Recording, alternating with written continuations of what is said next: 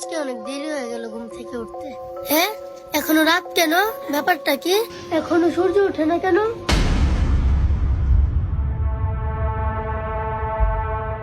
বাবা বাবা, কে কে কে কি হয়েছে মা? ও সকাল 10টা বেজে গেছে, এখনো সূর্য ওঠেনি। হ্যাঁ, কি কস? লত দেহি। বাবা বাবা দেখো। হ্যাঁ, সত্যি তো। দাঁড়া, এখনই কোরআন শরীফটা খুলে বসতে হবে।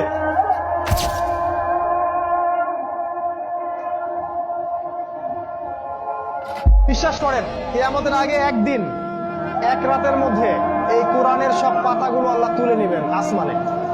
হাদিস এসেছে কোরআনের শুধু পৃষ্ঠাগুলো থাকবে, কালি থাকবে না।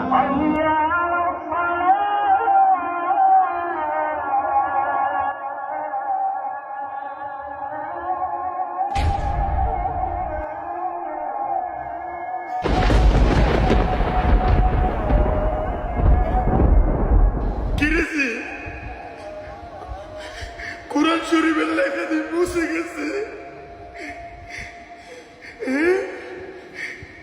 তাহলে কি কিয়ামতের আলামত শুরু হয়ে গেছে?